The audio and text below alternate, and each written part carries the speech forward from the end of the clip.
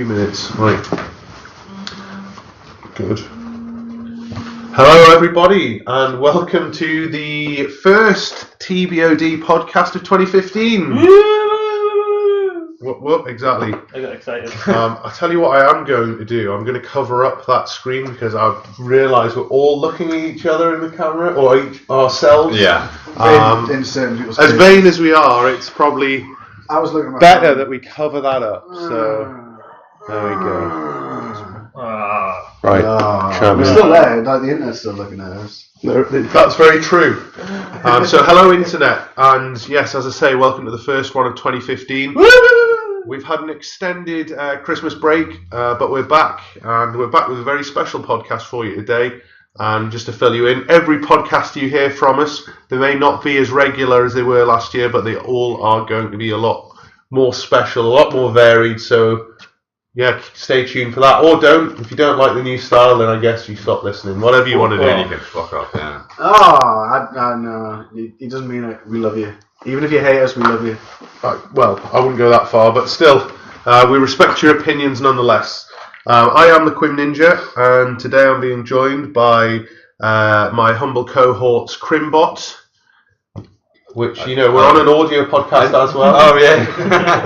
Forgot about that. We put audio description in as well, so Crimbot waves at the camera. Yeah. Sorry, hello.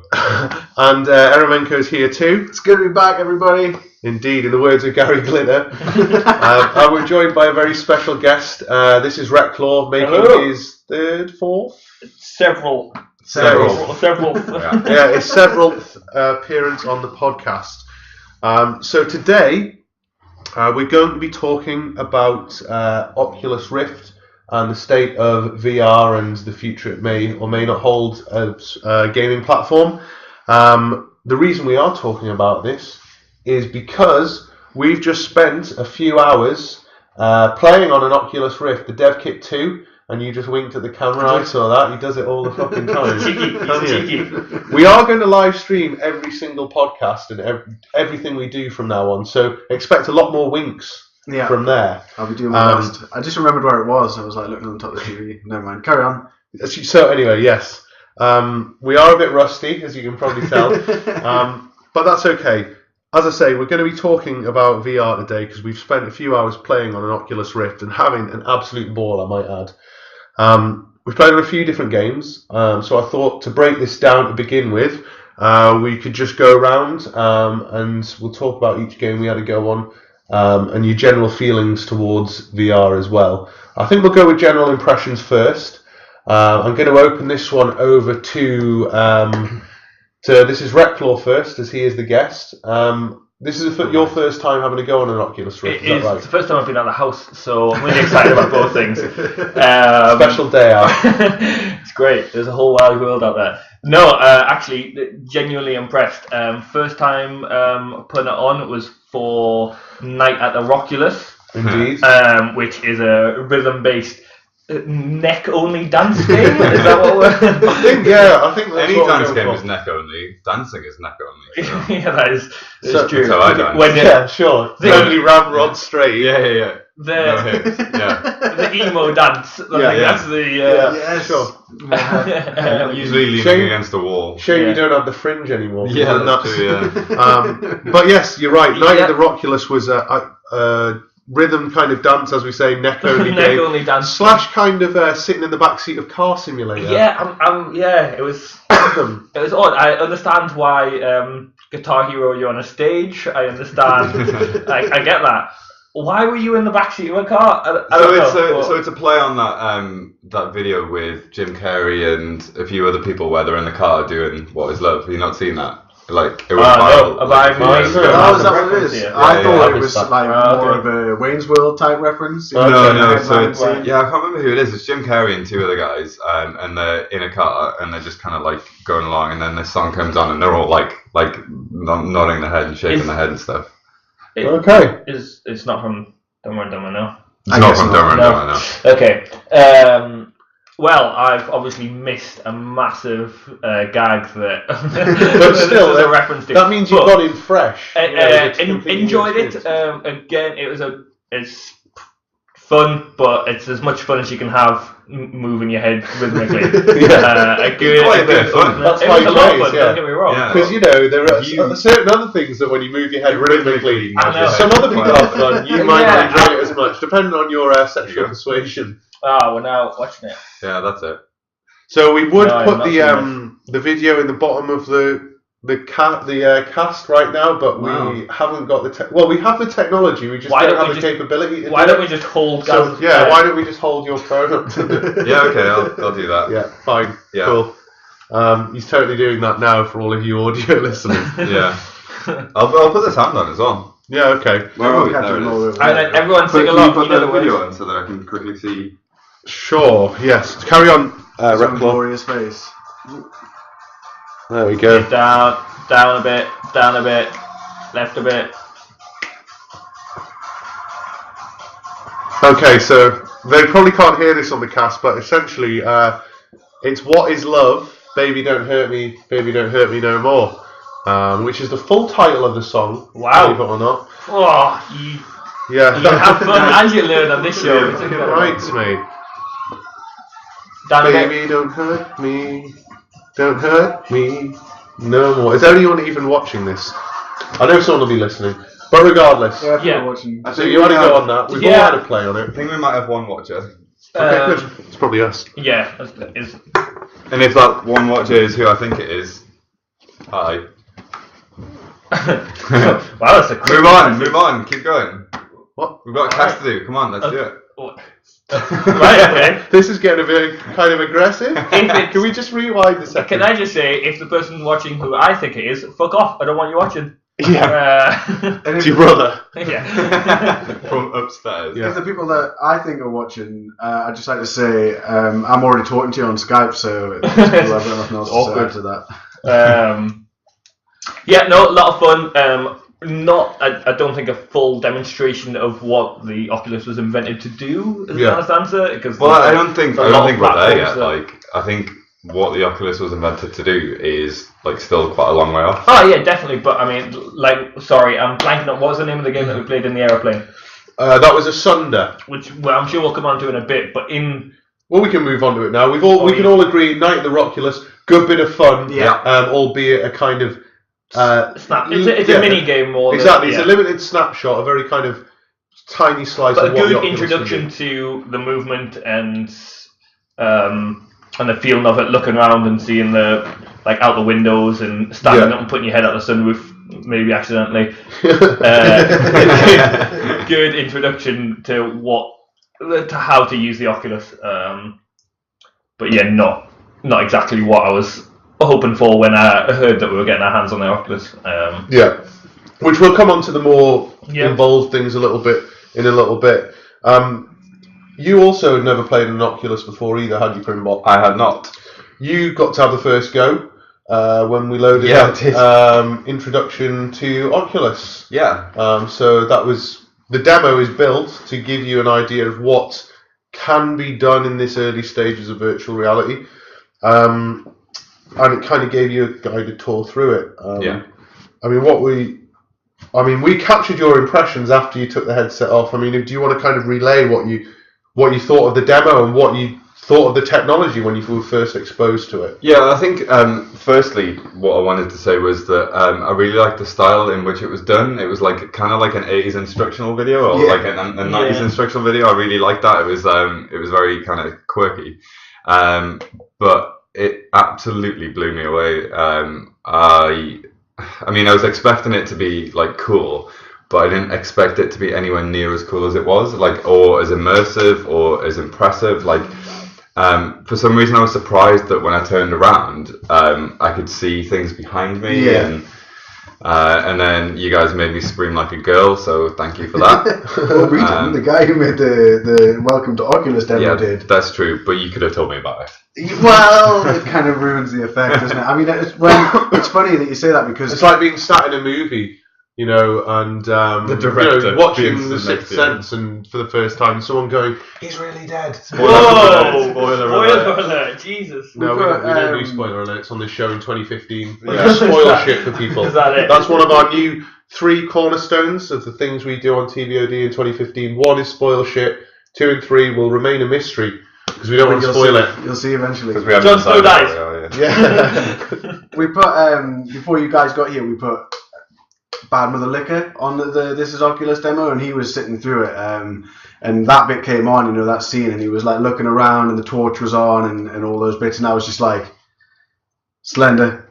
Any minute now, Slender, I'm telling you. And then bam, sure enough, there's Slender. Like you kind of felt it coming before it happened. Like, so you didn't get. I'm sure you know. To be honest, I knew something was going to happen. Yeah. It was a fairly foreboding environment you found yourself in. Yeah, but like the kind of when everything kind of dropped away in front of you and you had like a huge kind of ledge in front of you. Like I don't like heights at all, and that was. Pretty scary for me. So did it give you a real sense of vertigo? With that? Yeah, absolutely. I felt when we were at the Grand Canyon. Remember when we were at the Grand Canyon and what I was like? Yeah.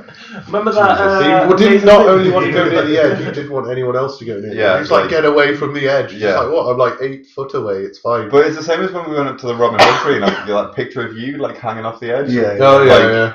It's the same. Like I get really bad with them. I was a bit scared when I did that though. Yeah. But you kind of in those situations on the Oculus, you you're standing there in the room, in a living room. Yeah. Like you've got the Oculus on. What do you mean? Excuse me, TBoD Tower. TBoD Towers. Number 3. Yeah. Office space. Yeah. And you're putting your foot out. You're actually feeling with your foot for the edge. Yeah. That your brain knows isn't there, but you're like your eyes are telling your body that it is. Your brain thinks it is there. Yeah, I guess that's what it is. The technology's tricking you into thinking you're actually there. You know, it's not like 3D. It's reality to you. It's a virtual reality. And I've seen a lot of stuff about what Oculus can do, and I've seen watched a lot of videos of people's reactions, but like I didn't really kind of understand that fully until I was in it myself, and it was pretty mind-blowing. Like I was very, very impressed. Very impressed. Yeah. It does trick your brain to the point where some of the games where you couldn't turn around, I'd do it once and be like, I can't turn around in this game. And then every so often it would still turn around. And then even though the screen was going black every time, I'd be like, oh yeah, right, I can't turn around. And then 2 minutes later it would go, I wonder if there's anything better. Every single time. Yeah, I noticed that a couple of times. You were constantly kind of checking behind you. Yeah, because I just kept. I was looking for a puzzle, and you just get involved. Well, like it is that, like a tiny Yeah. movement of your head, and you see like it's exactly like seeing in real life. Yeah. And it's just I was pretty blown away It's by it. really good. Like just a slight tilt of the head, and the whole thing tilts with it, and it's just. Yeah, it's really, really cool. It's really, it's like very convincing. Yeah, absolutely. I mean, you initially when, as we're just going back to your kind of reaction when you took the headset off, which people will be able to watch on Twitch for the next 30 days, or I think we're going to make a couple of videos. You went in with kind of an expectation, and I don't know whether that was a low expectation or just like we'll see what it's all about. But you certainly came out saying it vastly exceeded your expectations. You said you were, way more impressed than you thought you would be at the end. Yeah, well, I think I went in there with like not really knowing what it was all about. Yeah, and how I would react to it. Like I kind of felt like I might be a little bit kind of motion sicky from it, and I wasn't sure that it was going to be as immersive as it was. I was more kind of just interested to see what it would be like. Yeah. And I mean, to say that it was above my expectations kind of does it maybe a little bit of a disservice because I didn't go in with low expectations. Sure, but it blew me away. Like it just raised the bar way beyond what you thought it could be. Absolutely, yeah. Sure. I mean, what about you, Rector? Have you watched any footage of the Oculus before? I've seen some stuff. I've seen some stuff, man. I've seen some stuff. So beforehand, what were your kind of impressions then? So obviously, you see these videos and think, oh wow, that looks really cool. But I just didn't, and I know we keep talking about it until you experience it. You're just not going to get what we mean. But yeah, I'd seen the videos and I just didn't expect it to be as immersive. Well, I just expected, it would be like watching the screen really close up. That doesn't seem like that's great. I could also put my face 2 inches away from my TV and have the same sort of experience. It's not. But it has that like thing. that It completely fills your field of vision. Yeah.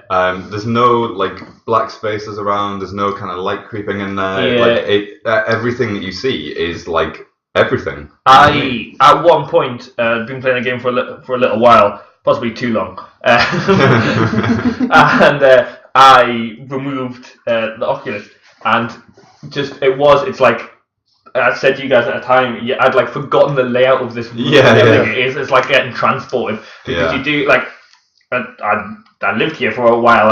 I know exactly in TBoD Towers. You've got your own floor space. Creative pursuits. You're out of lodger for a bit. I know the layout, but when I took this off, it was just like stepping somewhere else. It was I'd forgotten how far away like the TV was. I'd forgotten where I was compared to the walls. And what it was for me was where people were.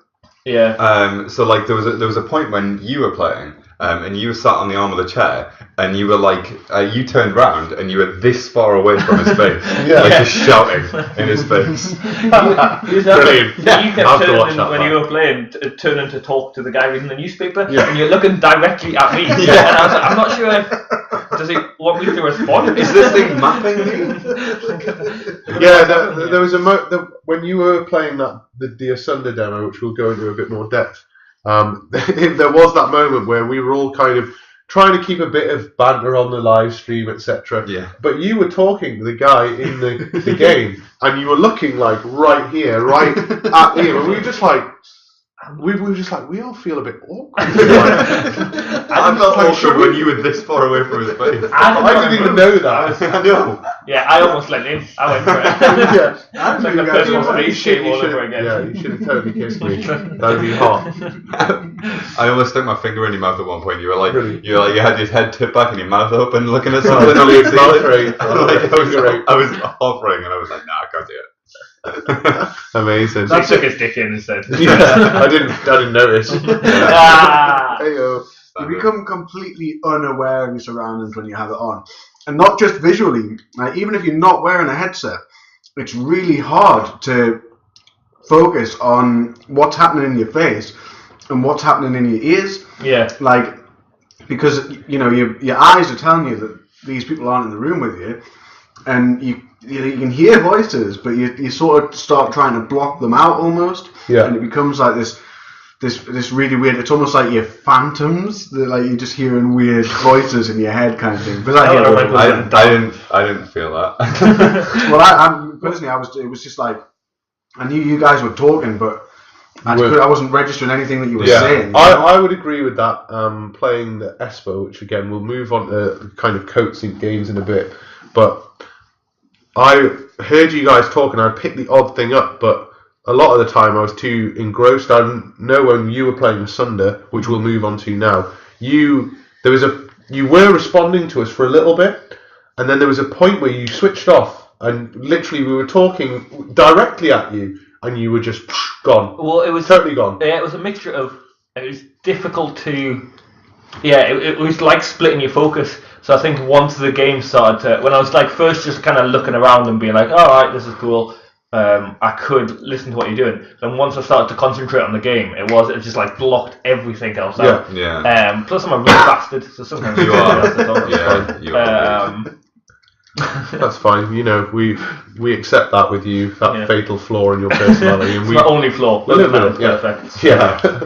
You're obviously your modesty is one of your better highlights. But onto Asunder. Obviously, you played it, Reclaw, as did you, Araminka. Did you ever go on it? You had a little bit to go. Went into some of the other areas that I didn't go into. Sure, okay. A couple of the different demo things. I mean, how did you find the whole experience? I mean, as a game, did you? Yeah, actually, that was. Was there any highlights? It really reminded me of the kind, and I said this again, of like some of the Walking Dead and.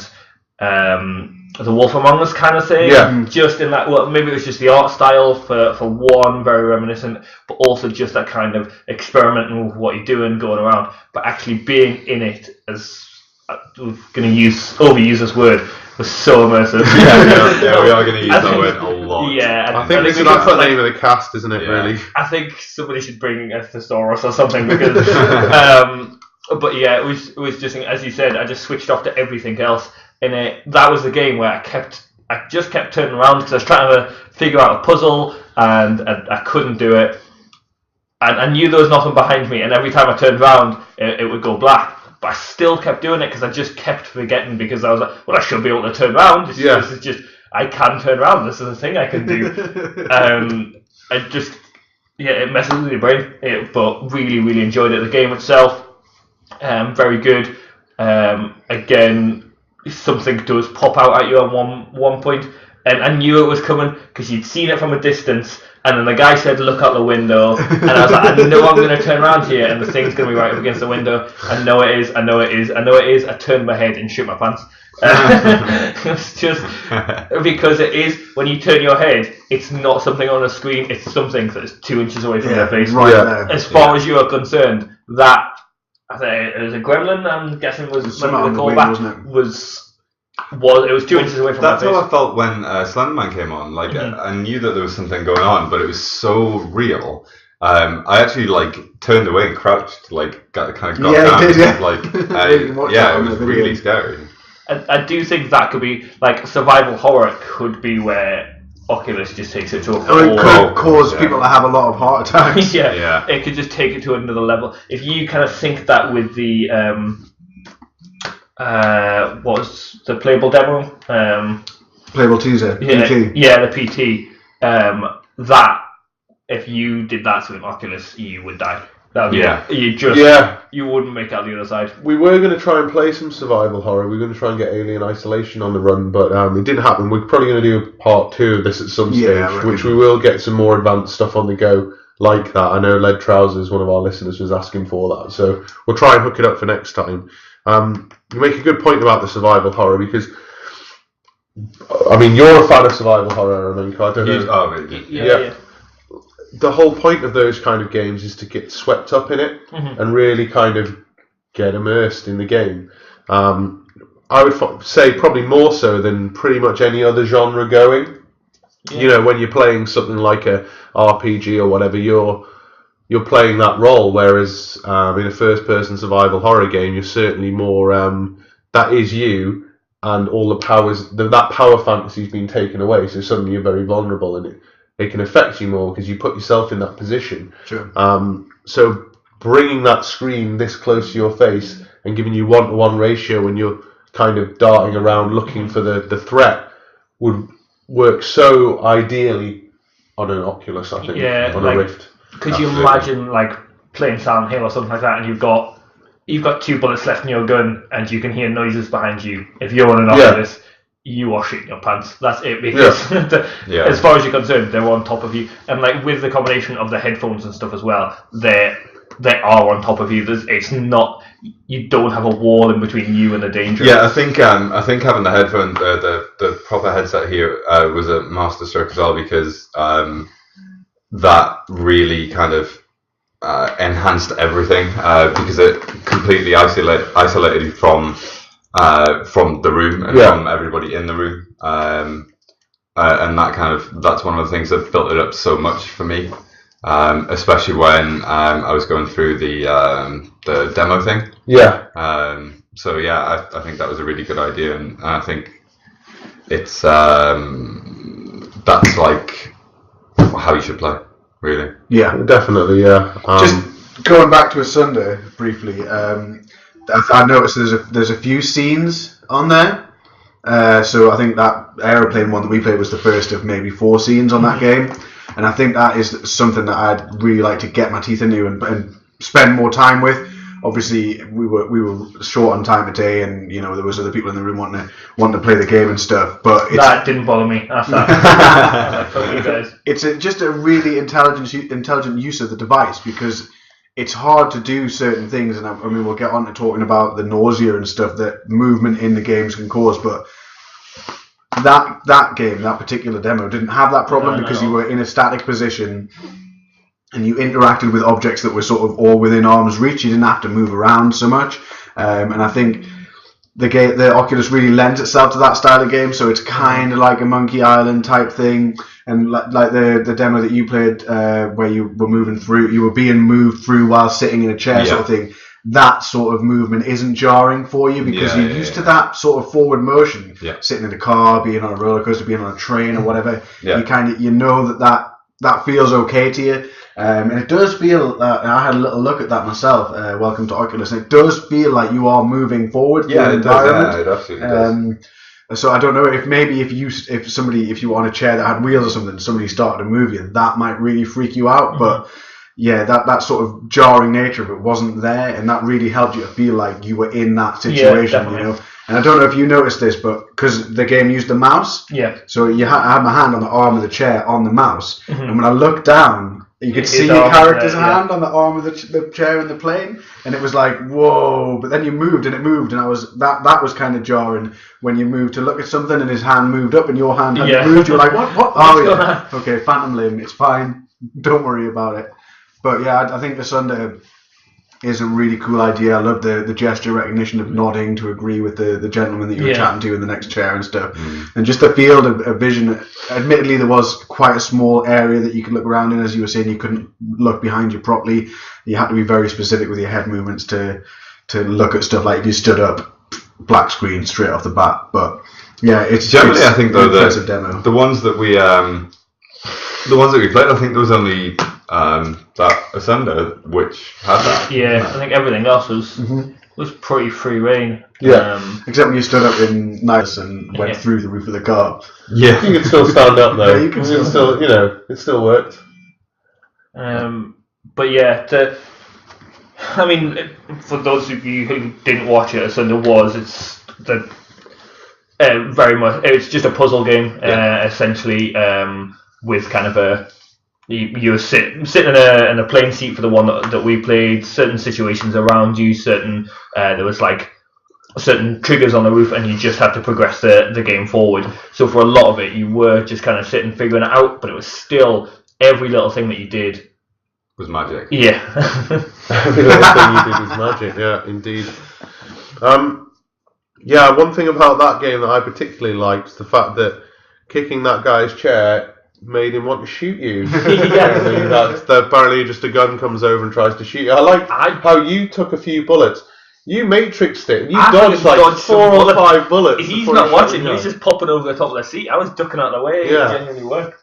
It was that when that gun came in your face, it was actually quite, because I didn't see it the first time. I was like, because I was looking somewhere else and I just got shot, and I was like, fuck, the plane's exploding or something. Then I realised I'd been shot. But when the second time it happened to me and the gun appears over the seat, I was like, fuck, you're just staring down the barrel of a gun, and that's not a pleasant feeling. Like, I started to freak out a little bit. I only got shot once because I got shot like 4 I completed times. the second time. So. I like the suggestion that we received, which was to flick a peanut into the barrel of the gun because it might be allergic. Yeah, I like that. Who was that?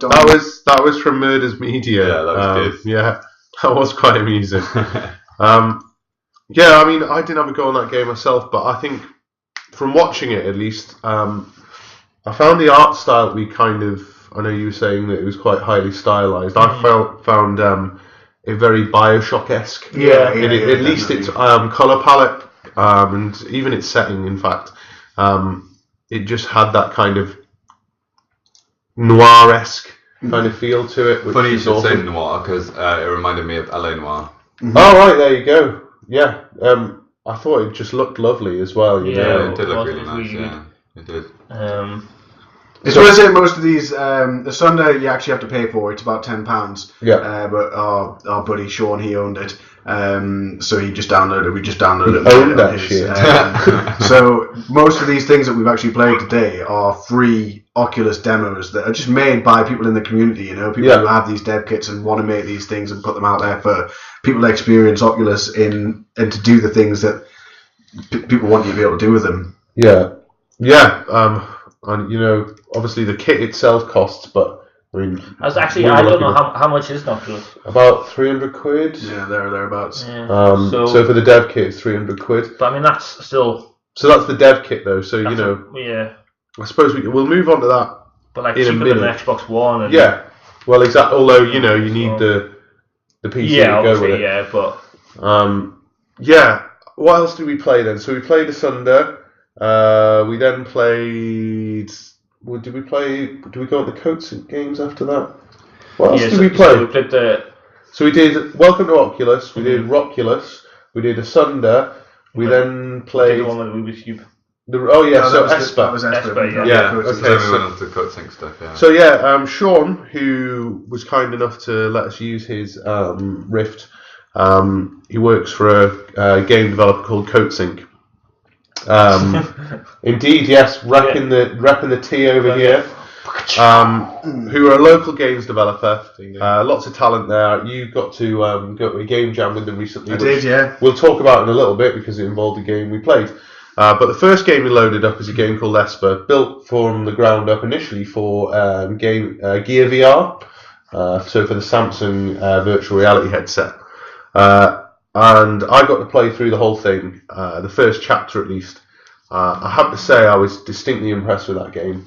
Yeah, you seem to really enjoy it. It was very, very good fun. Like it's such a simple premise. It's essentially like a take on kind of like Pipe Dream or one of those tables where you had to tilt and move a marble around or whatever. Except, it was in a 3D environment. So, I was presented with initially kind of a Rubik's Cube and I had to use my mind to solve it. And of course, I couldn't because apparently I'm not clever enough to do so. I imagine many people have done it, but I couldn't do it. And then I was told to float it around the room and put it in spots. And then with each time I succeeded, it would give me a more increasingly difficult challenge. So, right, I have to put the thing up here or over there, using my head to move it around on the screen and then just a stick on a pad to move it depth-wise out forwards or towards me. I think he said with the, because we were playing up with the Rift, but on the Gear, you actually did that via the touchpad on the... Oh, okay, so that's why he kept telling me to swipe. And yeah. Like that guy off Star Trek. What's his name again? Julian Forge. That's the one. Yeah. Yeah, so... Or Jim McAvoy's Professor X when he does that weird, have to touch his head to concentrate thing. Yeah. You'd think an all-powerful... like a level 5 mutant wouldn't have to touch his head. Yeah, to do it, yeah. What else? Yeah, but I suppose that's young Professor X. I guess so. The old one kind of drops the kind of theatrical... He doesn't have to do it. No, it's just his legs he can't move. Okay. You'd think he'd be able to sort that out, though, with the powers he's got. Yeah. But we can do our X-Men cast another time. Yeah. There's theories about it, but I won't go into them right now, I think. Yeah, but it was interesting how it kind of built up the level of mechanics, and it presented me with a load of pipes, which I had to move like a ball through, and then I had to move... I couldn't interact with glass, so I had to use objects to move glass balls into certain places, and it got really quite complex because I had to pass things not only on the kind of X and Y, but the Z kind of plane as well. And because you were so kind of wrapped up in using your head to move things about, sometimes I found it was you kind of lost sight of the fact that you could move things along the Z plane as well. And I just remember that being stuck a couple of times and hearing in my periphery, you can do this, you can do that, and then it jogged my memory. But it was such an interesting game to play because it's such a simple concept, and to map that movement to your head to a 1-to-1 ratio was just kind of a genius idea, I thought. We made the reference several times, but when you were playing, did it feel Portal-esque or? It in a sense, but again, to me, there was a stage when I just after I'd done the initial Rubik's Cube one, and I ended up with the ball. That I felt like I was moving it around the environment with my mind. Like that's what they were going for, and that's what it felt like. I felt like I was literally directing it. My hand was just happened to be the one doing it on the depth, but that was me willing it that way or willing it towards me. Several times when you were playing it, I don't know if you were aware of this or not, but you actually were raising your hands. Oh yeah, I was, because it just made it feel cooler. Like if they could have put like a point on my hand, just a simple point there that mapped onto the camera for the Dev Kit 2, because for everyone listening, we're using the Dev Kit 2, which could map not only the way your head was bending, but also where your head was in the environment. So, if you bobbed up and down or stood up, your character would do the same. If they could have just put a point in the middle of my hand and have that map and just have like a dummy hand come up, and that was the thing that I could use to move it. Yeah. That was amazing anyway, but that's some next level the shit. concept of it was that you're an ESP user, isn't it? Yeah. So that would You be wouldn't like actually- a really good... But you wouldn't, if you were an ESP user, you wouldn't actually need to use your hand. It was controlled by a Team hand. graders all the time. Yeah. So Yeah, true. She's like level 15 mutant. Yeah. I'm obviously exaggerating there. Yeah. I just really enjoyed that experience. It was fun. I like little puzzle games anyway, and just the idea of just being given a telekinetic power and being like, right, off you go, solve this. The humour in it was really good as well, I thought. It just had like these funny little moments in it where the guy would start mocking me at first, Jeff, just telling me, you're Sure, it wasn't called John. stupid as fuck. Because you can't solve this, that, the other. Right, we'll make it dumb for you, and then that's when it builds the tutorial in. So your lack of experience with kinetic powers, with telekinetic powers, was built into the tutorial for you to be able to build up and work out how to do it. I thought the tutorial was really kind of well put in there. It's just so natural, and that's what you look for in a good game, I guess. The mechanics should be taught to you through the game without saying, right, okay, so you do this, you do that, you do this. Yeah. In such an obvious manner. It should be just kind of, like Super Meat Boy, for example, does that really well, where it just kind of will present you with something and go, right, you solve that, you feel really good about it, and they'll be like, right, now we'll put a chainsaw here, and you have to maneuver past it. That game did a very similar thing, and although it had audio cues saying, right, you need to lift this and go there, it didn't necessarily always say, do this, like it wouldn't demonstrate it and then have you do it, it just had you figure it out, which I thought was quite good. And I know you're coming from the Portal reference, but it's fine to say it was like Portal, but it wasn't really like Portal. It didn't play like Portal. I think that I can see the way that you like grabbed the object could be seen as a Portal-esque kind of I think it was game mechanic, but part of the the comedy environment as well. itself, part of the comedy that you're talking about, like the dark comedy coming from like an outside presence Source, kind of I can totally see that. I mean, I think that for me though, it was a little bit not light-hearted, but it was just the setting was different enough because the room I was in was a very kind of like, to me it felt like being in like a kind of a drawing room or a gentleman's club, and then it just so happened that these pipes popped out, and you're like, whoa.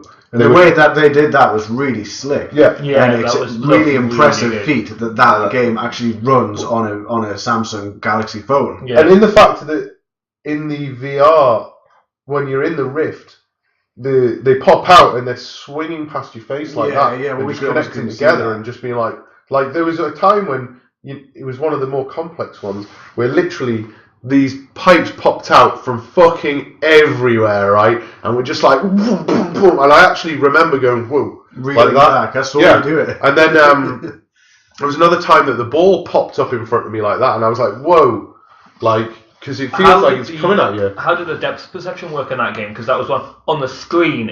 I thought it seemed difficult, but you were obviously navigating it absolutely no problem. But some of the pipes and stuff. So obviously, did it work? Did the depth perception work really well through the? Yeah, I thought. I mean, when I was moving the ball around, I could tell how far. So I had to, at the very beginning, take the ball and take the cube and put it in a box like 10 feet away from me.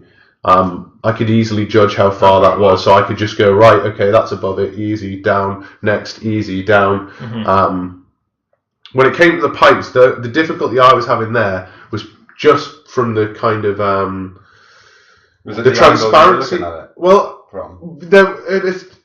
at a time there was a couple up here. There was a bit up here, and I know I'm gesticulating wildly, but there was a pipe here which I couldn't quite tell if it went like that because it was only a really short bit before it hit the pipes behind it. And there was a time when I would look like that to see angles and stuff because because it was so convoluted. I think intentionally you had to kind of work out which way it was meant to go.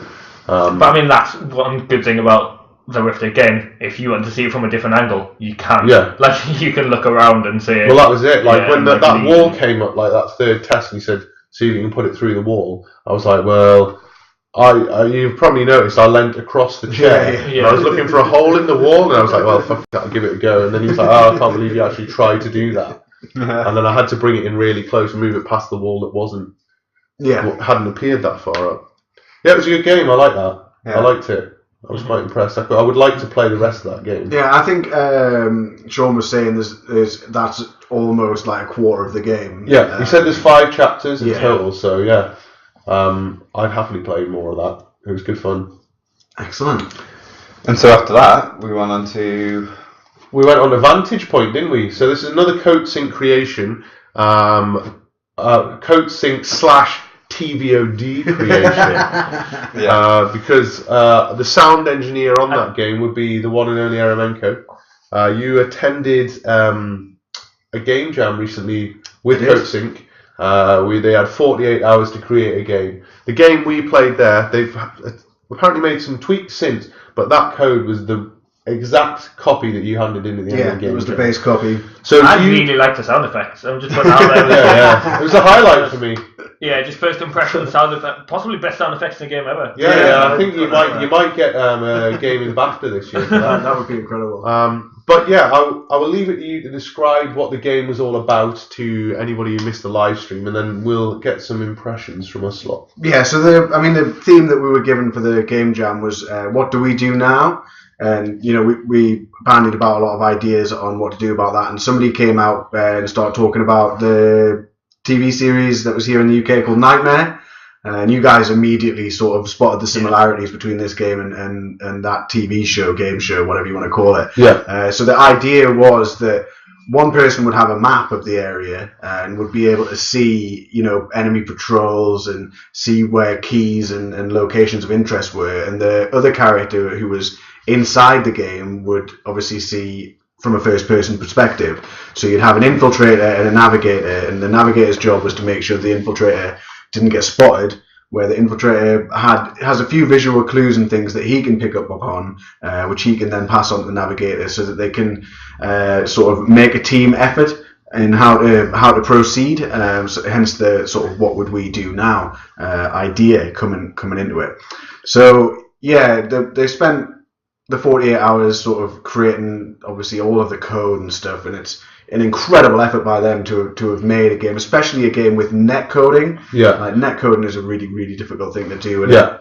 it was Just ask Dice. Yeah, absolutely, yeah. Or 343. They've got fucking teams of 500 and they can't get their fucking net code right. So there's a team of what, 4? There was 7 7, people okay. done it, including like myself, obviously, who didn't really do very much, and 2 artists who created, all of the things that you could visually see in the game. So 3 guys creating the codes and the levels and stuff like that, and they just did so well with it. I was super impressed when I found out it was 48 hours. It was super impressive. Everything about it, and like the interaction, everything within it, just for that period of time. And that's the thing that makes the game fun. It's obviously the coding side of it and stuff is impressive, and this is, as Sean tells me, I didn't stay for the full weekend. I left. I had to come back, but they went on to play test it. They were like, oh, we'll give it a play test and see how it goes, sort of thing. And they ended up playing it for 2 hours straight and not even realizing that the time had flown by that quick, because it's just that sort of interaction and stuff it's really, really good fun to sort of just be like, oh no, he's coming, turn back, run away, sort of thing. So I mean, I'd love to hear what you guys thought of the game. I imagine my view of it is slightly biased by the fact that I was a part of it, and it was witnessed. You've already put up for Game of the Year. Yeah, it totally wins everything, all awards for me. Best design, best concept, most original concept, but I also loved Nightmare as a kid, so Mate, well, who didn't though? Yeah, exactly. To be fair.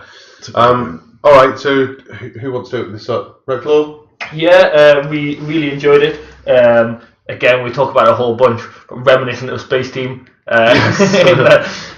Certainly in some of the communications that we were throwing out Space Team did come up actually when we were talking about ideas and throwing things around. Space Team came up a couple of times as like an influence. Yeah, like the interaction between you and Bad Mother Liquor throwing a strop because he didn't think that my directions were up to scratch. Everybody else taking it as fun and games, and him getting pissed off and leaving. Just like my brother always does. But yeah, a lot of fun, and I think obviously like a great concept and a great start. But that like kind of interaction is the building block, and it's something that not many games do. It's quite a unique idea. Yeah. I think it's because of the Rift that you can do that kind of thing. Especially if you did it properly and didn't have any like screen peeking. If you were just solely relying on communication, that could be taken into other fields and different genres that worked so well. Yeah. I was saying to Quinn as well, the Oculus is an expensive piece of kit, and to create a multiplayer experience on an Oculus is a difficult thing to do because of that. Not many people have two Oculuses or four Oculuses kicking about, but with this, you only need one, and you've got a multiplayer experience. You've got two-player co-op game for that. Yeah. Couch co-op in VR, essentially. Yeah. I mean, when it comes to VR, 99% of any demos you see, in fact, any demo I've seen of it, it's always been a very, and here's that word again, immersive, but kind of solo experience where people get swept away in it and they're just off doing, whether they're flying a fucking fighter jet off to the moon, fucking walking across an arid landscape, whatever it is. It's always a very kind of solo kind of thing. We've played a couple of, any demo we've ever played, it's been a one-player thing. So to be able to effectively create a multiplayer game within what is traditionally a very solo kind of experience is quite a special thing to be able to just do effectively. And it looked good. It was a 48-hour job though. It's still got some rough bits around the edges, but it played really well. Mm-hmm. And it's fun from both perspectives. Yeah. I certainly found it. And I know you seem to enjoy being a navigator as much as anything else. I really do. Like, everyone's going to be like, you'd think everyone would be like, oh, I want to be on the Rift. I want to be playing the first person thing. But actually playing a navigator is really fun as well. Mm-hmm. Well, I noticed actually when we had a navigator over there was a moment where we had 3 navigators. Yeah. Because, for example, you're playing, you're playing Halo or you're playing, I don't know, Mario or whatever it is, people will be watching and they'll get involved in it and be like, oh, watch out for this, watch out for that. That happened in that game. Yeah.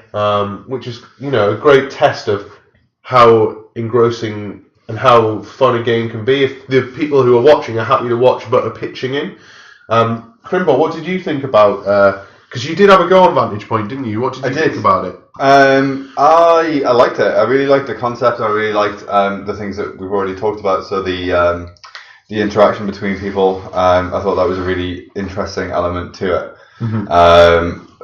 The only problem I had with it was that it gave me quite bad motion sickness. Yeah. I played it for about 5 or 10 minutes. Was it? Yeah, you played it once through and then started the next one. But so 5 or 10 minutes of it, and I think it was after when the level refreshed, I just started feeling really sick. Yeah. I likened it to when you read in a car. Yeah.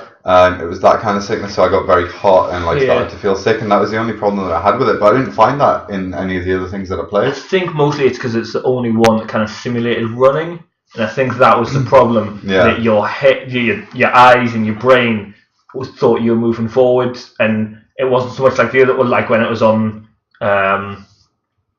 Like when you're in the seat moving forward, like on rails, that didn't. Yeah, so Oculus, you're in a moving car, you find that. But because it's kind of like on a rail, you're absolutely fine. But I think it was the fact that you did have the bob of running and things as well that your eyes did. Because I experienced it a little bit as well.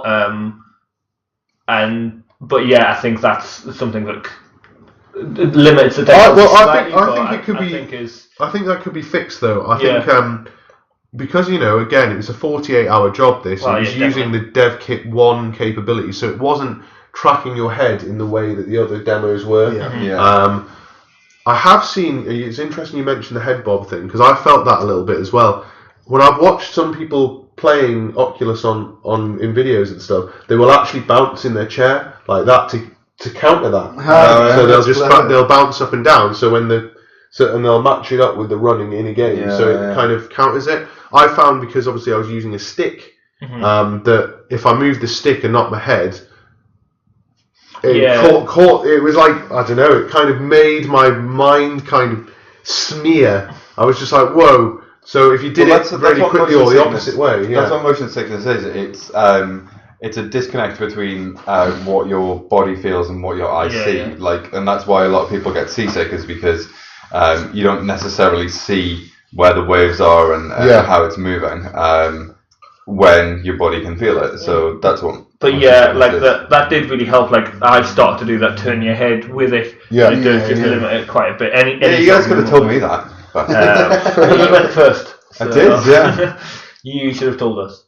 I don't even know. But other than that, I really enjoyed it as well. It would be quite a lot of fun, like in a very similar way to Space Team, as you mentioned. I was actually thinking, again, it's a little bit contrary to what we were saying, that not everybody has an Oculus at the minute, but if you could do it 2-on-2 to make kind of a competitive, that would be interesting. How much is a Gear VR? I don't know why you're looking at me. Give it 2 minutes, I'll use my Samsung. You're our communications officer. You sort out the mobile phones, don't you? That is true. You sorted out the company phones, so I thought you'd know what the crack was with that. Okay, so I think we've covered the games. I'll find out, and you fact check it. We'll just cut this out and post. And no, I'm not cutting anything out. Just going straight out. Straight out, literally. It's just going to publish straight after this is done. Yeah. Nothing, or no fucking about. Not an hour bandwidth. Alright, I'll wait till I get home. So we've talked about our experiences then. So I've got a question for you guys. And it pertains to the future of VR. The question would be, I mean, obviously you've had a go now, what do you think about virtual reality and its future in gaming?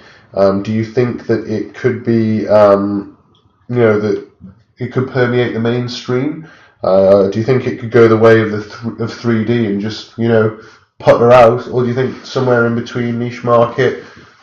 Is there any barriers you see? Is there any things that you think that it could? Can I just break the news? The breaking news: the Samsung VR has been priced at a reasonable £199. Okay, not too bad. Reasonable is a word. But you will need to. Only works with the Note 4 at the moment, so together that's £600. Right. Okay. Continue with you. No, fair enough. That's still fairly well. That's like $3,000 for American viewers. $3,000. You already listened to the show before. I think it's 20,000 Canadian dollars actually as well. Yeah.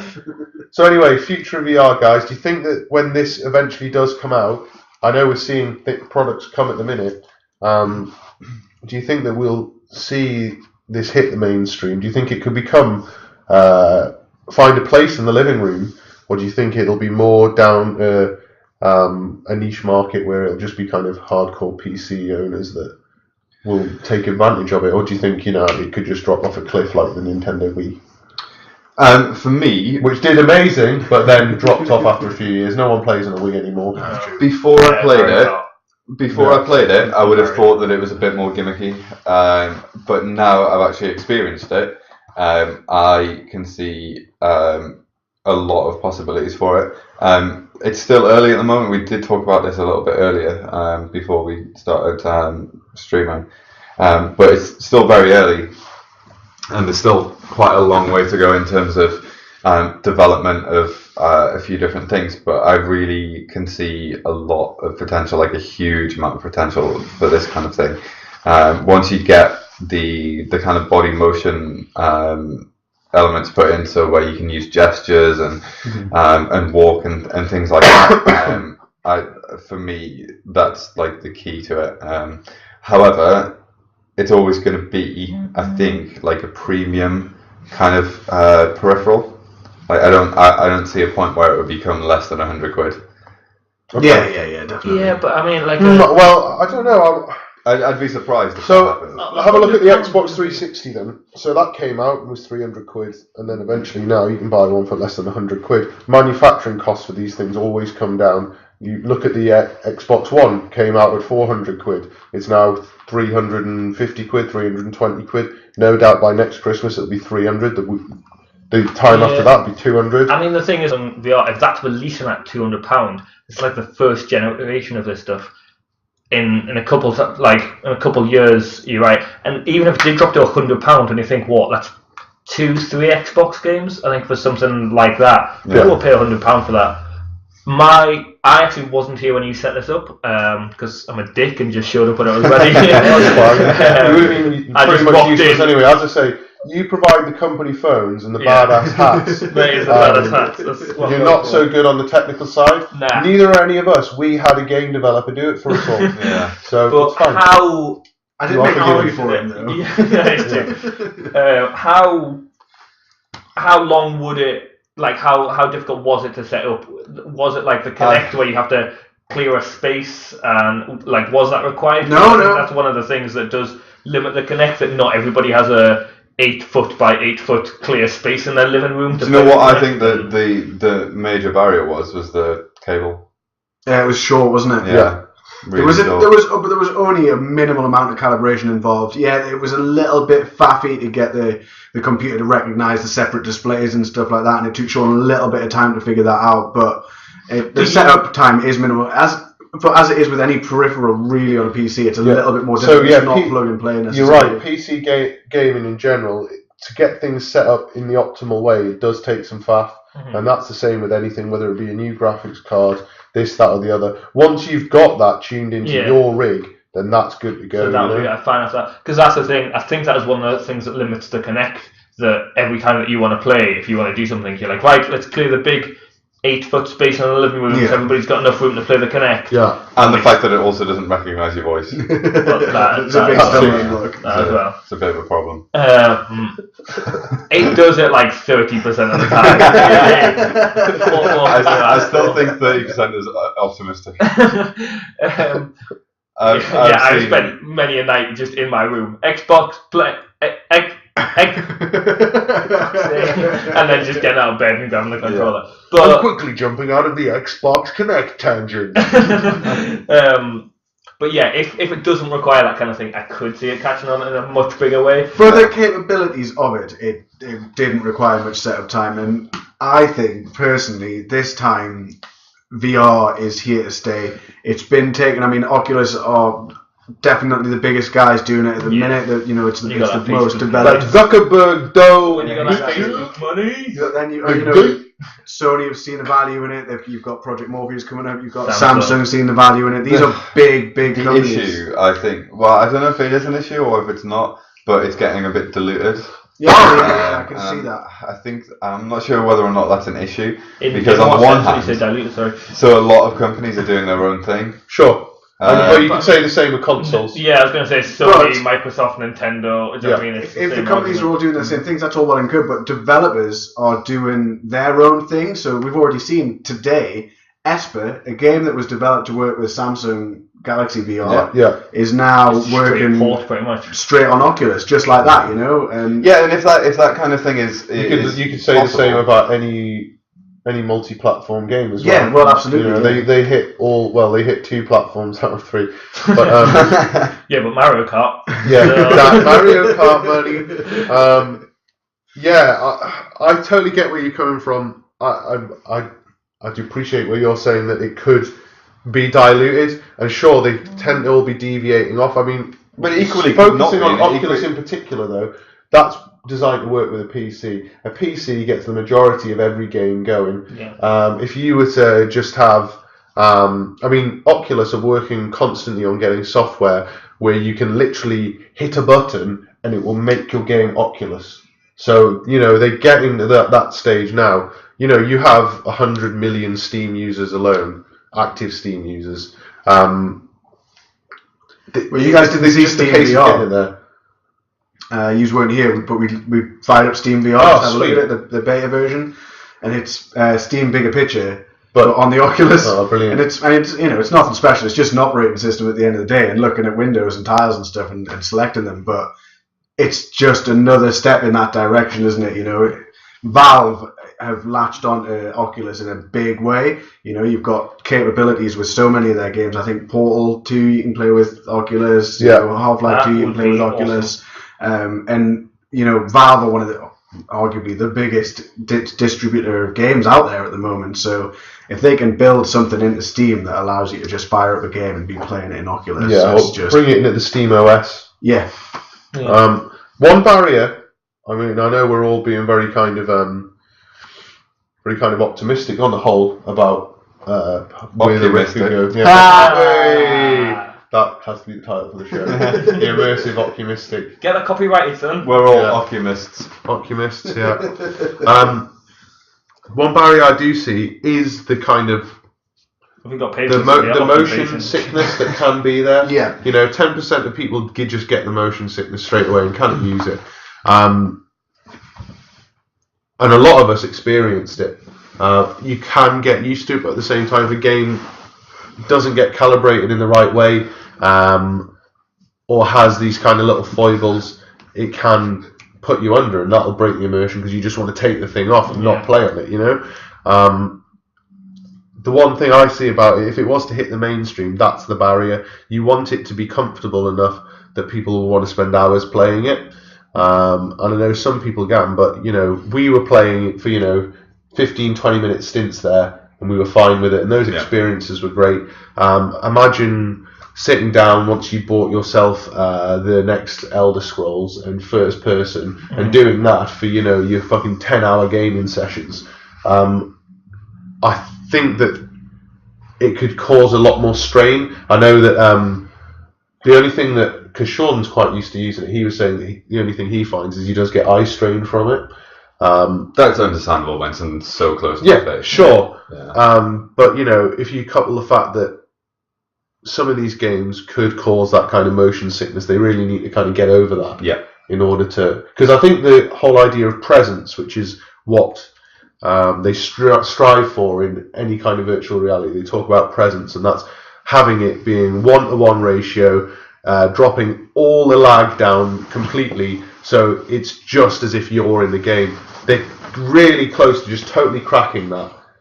It's that kind of motion sickness, and that I think that could pull you out and thus maybe put people off buying it. I don't think the cost will necessarily be a problem in the future, because I know Facebook are going to make that thing cheap. Yeah, it's not going to come out at 300 quid, that I don't think. No. They will at least bring it down to 200 quid, if not less, because they can afford to buy in bulk and manufacture that at such a fucking reduced cost, because they'll make that many of them. I mean, that's the thing.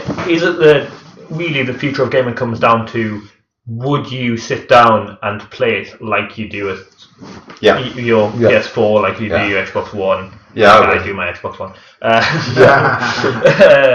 And the honest answer is, I could see that happen. Yeah. Especially things like when like Samsung one's talking about just running off your Note 4, like that would just be incredible, just to be able to turn it on and just crack away. And if it's in your Note 4 in your pocket, would you take that that, because it's a mobile device, would you take the gear out and about with you though? No, I'm not going to sit on the bus and play the gear. The same answer. One, I'm going to stop. Two, I'd have scallies. Literally, just and maybe stealing it off you. Yeah, just pickpocketing you every time. You'd be skint. Yeah. Maybe just even punching you in the face. I don't think at the minute it's quite mobile gaming, but I could see. Do you know what I mean, sitting down in your room and instead of pulling out the controller, pulling out. Or going around to a pass the controller night and passing the Oculus. Yeah, passing the Oculus. Yeah. I could see myself doing it as well. Although, one other kind of limitation with it, which they could overcome, because I know they've done stuff like they put Dota into an Oculus and made it a kind of tabletop view. Okay. Nice. So, they're, for those, for MOBAs, the biggest fucking thing going, fuck FPSs, see you later Call of Duty, League of Legends and Dota 2 is what it's all about. Yeah. That is the future of gaming, is MOBAs. To get that into an Oculus is fucking a big deal. I think other kind of stuff like real-time strategy, if they can get that type of thing working and get more variety of games working on it, then great. Those 2D platformers, I love them. Not quite sure how that would work, to be honest. But, it's all about just trying to incorporate as much of the gaming world into it as possible. That's when I think I see a breakthrough. I think that it could lead to possibly not a new genre of video games, but maybe an amalgamation of a few different ones. So it focuses on the immersive qualities of the virtual reality kind of setup, and then the game is built around that rather than. We're seeing new genres coming all the time, which either come from. I mean, these kind of short experiences that you're getting in the Oculus right now, those are kind of a genre in themselves, but stuff like your FPXs, your first-person experiences, like Gone Home, etc. Yeah. Those type of things are ideal for the Oculus. And those are on the rise more and more and more and more. You see these first-person experiences where it's not about shooting and running, going, we should have played. It's just about exploring. Ethan 1. Oh, next time we will play it. And No Man's Sky. Sure. Well, I'll just ring up Sean. His name's Sean as well, isn't it? And all these devs are called Sean. So it's a popular dev name. Sean. But yeah, I see where you're coming from. You will see more genres come about, but I can see the rise of that happening already. It's just, I guess it's just whether people decide to embrace it or not. And we're all pretty, hardcore gamers. I'm sold already. Yeah, that's not like you. No. Yeah, and in fact, I will remember when we first started going, we said the same thing. Yeah, pretty much. We were like, yeah, we'd have one of them. Yeah, absolutely. And people go, oh, really? But what? You think you might look like a twat with this? So it's like, well, who gives a fuck? It's the extra depth that it can bring to things as well. That like I'm playing a lot at the minute. I'm playing Tabletop Simulator. With my cronies online. What an affectionate name for them. Who are watching right now, Balbard and Carton Robinson and Josh and Amanda and everybody, we play Tabletop Simulator. Something like that with Oculus on, because it just would bring it into the room that little bit more, And you could have avatars of the people around. I was actually thinking that before, that you could, if you were playing... Just play Monopoly or Cluedo or Clue for you Americans. Yeah, we play Cluedo. That's what that's called? Clue. Yeah. Holy shit, I've just got so many TV references just all in one go. No, but that'd be really good if you turn to your left and you see a virtual somebody in America that you're gaming with sitting to your left would be really good. Yeah. Also, long distance relationships. Sorted right there. A couple more attachments. That's attachments, and you are good. Sorry, I apologise. Turning semen into a digital signal. Anyway. Okay, one more. I've got another question around Oculus then. So we've said we would have one of these, right? What would be the most you'd pay for one, Crimbot? 100 quid. 100? 250? I'm going to be a dick. It depends. If this is going to be a replacement console, I'd pay as much as I would for an Xbox. It isn't. Then it's a peripheral. But as it's a peripheral. Yeah. £200.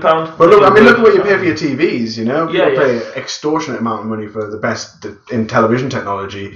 Like, potentially somewhere down the line, an Oculus could be a complete replacement for your television. Well, for your desktop monitor, it could easily be. Slip your headset on. The thing with TV in a virtual living room watching the TV. It's not necessarily a direct comparison, because your TV is more versatile and lasts longer than a game peripheral would. Well, you sat in that earlier on. You sat in that virtual room in Welcome to Oculus, and you were sitting. There was a TV there that was showing American football. That was. You were sat in a virtual cinema. They were showing Harry Potter and Iron Man. And in the latest dev kit for Oculus, the screens in there are Sony Bravia TVs. Okay. So, those last 10, 15 years. Yeah. So you're going to get the same kind of wear out of that. I think as well the next step of if you made it wireless as well, obviously that is going to be quite a big jump. Yeah, I think sure. that definitely needs to happen. Even like with a power, like a built-in kind of power pack that you wear around your waist. Yeah. or like Yeah. Chewy style, Like or an whatever. Ecto pack, that'd be fucking Yeah. good. And then just get a Ghostbusters game in there, Yeah. and that totally brings some kind of realism to the water. You've got like a nuclear power pack on your back. So that brings me on to the next point then. That one did have a cable on it. Obviously, it's full virtual reality. Recently, we heard the news from Microsoft that they're bringing out their augmented reality headset, HoloLens, which is totally wireless, has 3 CPUs in the bad boy, and it can project images or objects, instructions, Minecraft into the environment around you. Potentially, you could just fill that whole thing up with just gaming. You don't have to. You could have that whole visor cover your face, and you wouldn't have to see this, that, or the other. Although they're not marketing that way. Do you think that Microsoft could have a punt at getting into the VR realm if they? Well, I think that HoloLens is their putting into the VR. Yeah. Although they're not. ecosystem. They say they're not punting it as virtual reality. It's holograms specifically. But it's augmented reality, isn't it? Which is a form of virtual reality, and you talk about it not being virtual reality because it's a different beast, but it is at the end of the day. If Minecraft appears on your table, that's virtual reality. Sure. It's augmented reality, but it's a derivative or a spin-off of. Well, augmented reality is just a hybrid of actual reality and virtual reality. Yeah, absolutely. It's a virtual space within the real space, isn't it? Yeah. So it is virtual reality. Yeah, essentially. Yeah. And from the way that they're marketing it, and we know that Microsoft have a tendency to market things in a specific manner. They've got previous in this department, but it looks like a hell of a tool, and it looks slick. The design is nice. It's almost Apple-esque. I know Microsoft have been trying to bang on that Apple door for a long time now. The slickness of the glasses and stuff in comparison to Oculus looks fucking nice. It's a tasty looking device. You wouldn't mind wearing those in the street. You wouldn't go out in the street wearing an Oculus, partially because you couldn't see. I probably still. I think would that's a mind Google going Glass around argument again. Yeah, exactly. And we've seen where that went.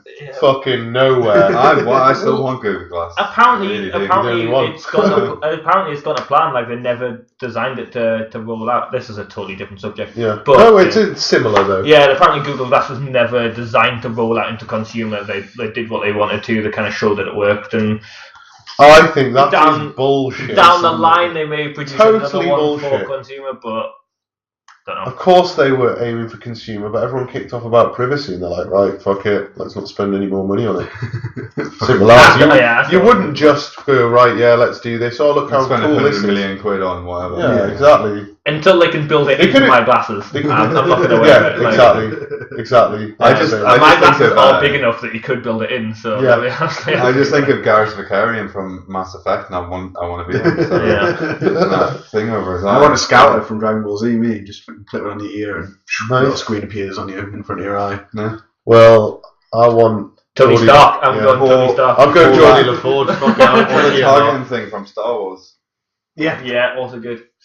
Sweet. So when all of those things fantastic come references, to market, everybody bang on references. Good job. Yeah. So yeah, well, any more thoughts on HoloLens? No. Not really. I think it's too early days. Until more being released on it, it's kind of hard to say. Excited yet apprehensive. I love the idea of augmented reality. I really do. Yeah, I've often thought that it could help in a lot of stuff. I remember reading ages ago about putting augmented reality into car windscreens and things like that. And like having your sat nav on your windscreen and stuff, which I still think is a mint idea. But like it has so many applications as well. So like I've seen, I had a friend who worked for BT a while ago, and he was showing me this thing that they were working on, where you no, not you.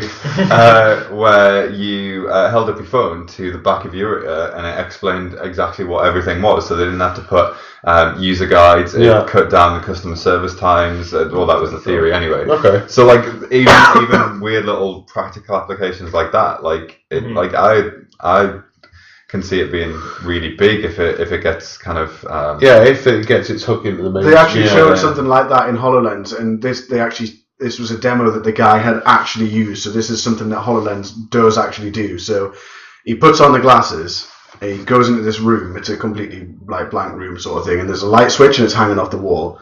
They did it with plumbing as well, didn't they? Yeah, I think they did. Yeah, he gets on the phone to an electrician, and the electrician gets a view of his on his laptop, gets a view of what he's looking at through his HoloLens, and he draws on the screen exactly what he's got to do to rig up the light switch. And it appears on the guy's HoloLens, and he does it, puts the light switch together, and it's on. Yeah, and that's customer service. You can apply that to loads of other things. So exactly, PC repair. You can do it to automotive repair. You know what I mean? Yeah. No longer do you need to take it to a garage. You can just wiki it and fucking the YouTube how-to video or equivalent of the HoloLens could be like, right, okay, this is how you change your carburetor.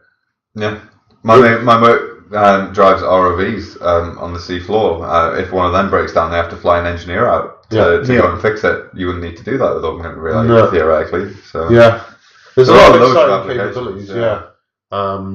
It'd be interesting to see where HoloLens goes because Microsoft have a tendency to throw shit at a wall and see what sticks. Like, I don't think Microsoft knows what makes their product successful. I don't think they necessarily knew what made the Xbox so successful, because otherwise they would have replicated it on the Xbox One. But as the Xbox One representative in the room, I'd still sort of agree with you. But no, I think that they cast such a wide net with and such an ambitious net with that HoloLens. It'd be interesting to see actually how successful it is because there's the saying, "Jack of all trades, master of none." If you're trying to do everything all right, where's the brilliance in it? Whereas